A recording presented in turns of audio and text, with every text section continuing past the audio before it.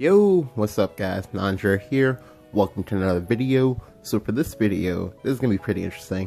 Shout out to Kiri, who's actually part of why I made this video. So, a while back, when he and I were collaborating on Saha-based text and Shadow, he asked me a few times, okay, well, do you have any games recorded of when Dragon won by only, ramping once? Or conversely, if Dragon won a game by not ramping at all.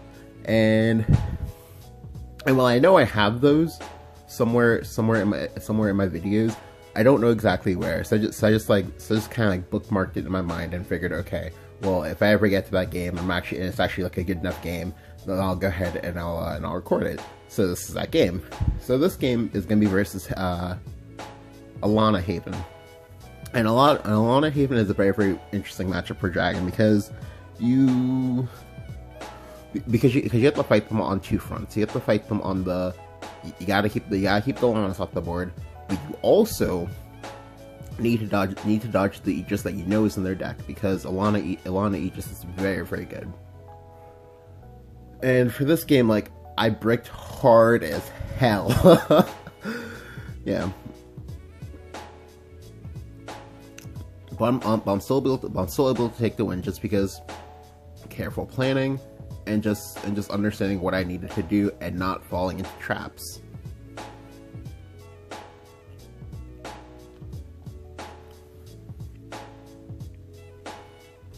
So I keep the fervor. I only kept the fervor because I know he's some form of slow Haven deck.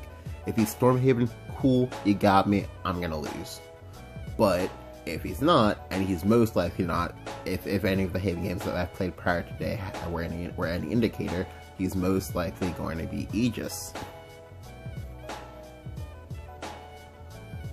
But I get really punished with my mulligan because now I have nothing but 5-drops and an 8-drop. But this is fine. I just need to, live off the top of my deck. I'm not living off the top of my deck. Yeah. I draw more mid-game and late-game cards, but here when he plays with the Unica, I already know, oh shit, he's either neutral Haven, which can, kill me on 5 because they'll drop the golden line, or most likely he's actually Elana Haven, in which case my hand is awful because for this matchup you really want to ramp up the 6 and just Bahamut the Elanas away, because sometimes you can get lucky and you'll get a 2-for-1 in which they play both their Elanas and you get to win. But here he just smashed me in the face. If you wondered why I didn't play the Scyther on 3, the reason why is because scripture. Like, this Scyther is my only lifeline to winning this game. I cannot let it get banished before I kill something on this board. Thankfully, I draw Blazing Breath off the top. This is gonna go a long way towards keeping me in this game. I'm gonna take a shit ton of damage though, but I'll be able to kind of stay alive, and then finally next turn I can start playing some of the bigger caustic cards in my hand. Most likely it will be Wrath Drake.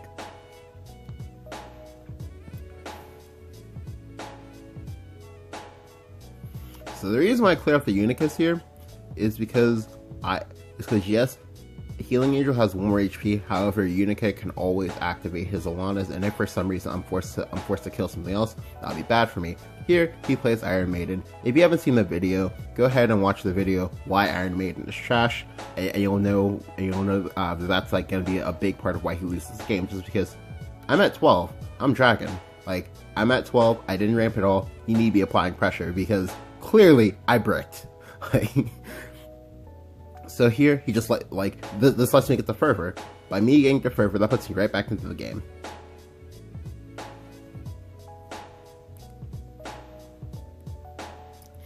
But here, he goes Radiance Angel.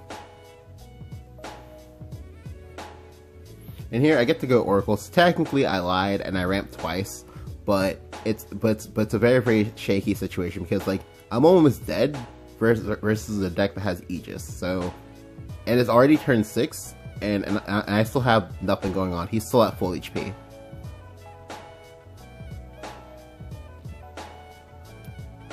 He finally plays the Elanas here, but then plays the Beast Claw Aria, and then the Rabbit Healer, And then he goes space and doesn't evo, so this gives me space to play Poly. I have to play the Poly here because if I don't, I will never get another chance. Additionally, if I don't play the Poly, I don't ever kill this man. But even now, it's still scary because for all I know, he could have been Elana Seraph. If he's Elana Seraph, I'm gonna die. Like, if he's Elana Aegis, I still die. So I'm in a very, very shaky spot right now.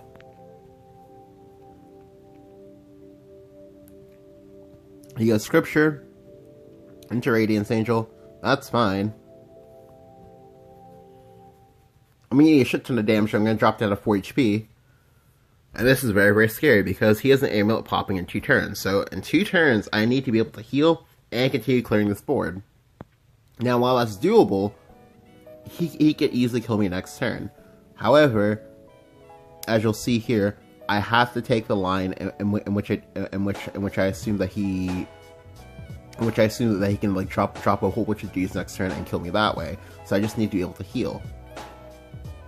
So instead of playing out the Israfil and using up my last Evo, or instead of going Sybil plus Fervor and using up my last Evo, what I choose to do instead, and this is gonna be a very, very heads up play, is to go Raft Drake, nuke the board for 3, then go Breath of the Salamander, and then trade.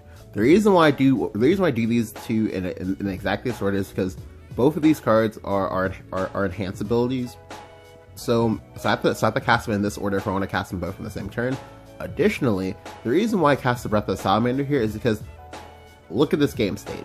I will never get another chance to cast this Breath of the Salamander. So by casting the Breath of the Salamander here, I forego the AoE just in lieu of being able to pair a Blazing Breath with this Israfil, because Evolve Israfil is still my game plan. It's still gonna be what I do. I just can't do it on this board just because it won't be able to nuke anything. Like, I want when I do that for it to be a full clear, for the Israfil to still be alive, and for me to be in a much more winning position. Now I could have easily lost if he had like Hollow Dogma or something like that. However, I didn't. I don't expect him to have that.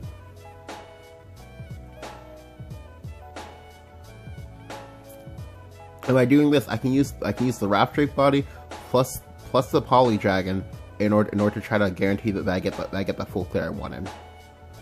But here, you just go Stun Mist. That's fine because now I can just go Fervor plus Sybil. I do this, I go back up to 10.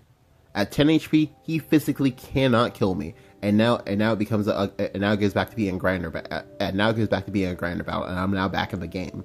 Well, I was already back in the game when he played the Iron Maiden on 4, but here he goes Tenko. Now this Tenko is going to be gross, like actually gross. Tenko is a big reason for why I even play this deck, just because in this one turn he got like what 3-4 stat boost. Yeah, gross.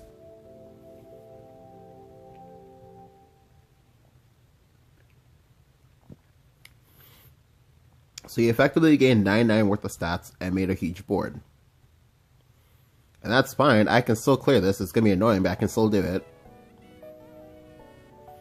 But here I just go and trade, and thankfully because I ripped the Saha Call off the top, I get to go Saha, Eva the Saha, trade, and then Oracle because I'm a scrub and I drew last. But the damage is already done. He physically can't recover on this board. Like, if he draws Aegis, maybe he has a chance. But even if he draws the Aegis, I just go back to healing. Because that's something in play, he always has to worry about, oh, does my opponent have a Zeus in hand? Does he have a Genesis in hand? Am I gonna die? And that's basically how you have to try to like win this matchup. Now obviously this would have been a different story if he had the Elanas on 3, or maybe say played them on 4 instead of being greedy. But you know, people play greedy. People try to get perceived value out of like silly things. I do not think as Haven that you should play Iron Maiden on 4 going into Dragon's 5th mana turn, because I can just not play a creature. I can just play Fervor, and then, oh, you know, look at that value. But yeah. like this game, it was honestly a very, very close game. It was actually really terrifying to play. But sometimes lucky, sometimes we're able to pull these things out. Just because like Elana Haven, like they like Dragon, they excel by making a very, very big insurmountable board. However, unlike Dragon, they do that with like multiple creatures. So you have to be like really, really careful when you're playing versus them, just because they have a lot of amulets that they have difficulty popping, such for example Tribunal, Marcher's Tea Time. But we still want to try to pop the Elana as fast as possible. But yeah, hope you guys enjoyed. Go ahead and leave a like if you did. Like I said, I do know that I did kind of like more or less like forget that I ran it the second time, which I don't think. I guess it matters a little bit, but not too terribly much. But yeah, if you guys enjoyed, go ahead and leave a like. Go ahead and hit that subscribe button if you haven't, and I'll catch you guys next time. See ya.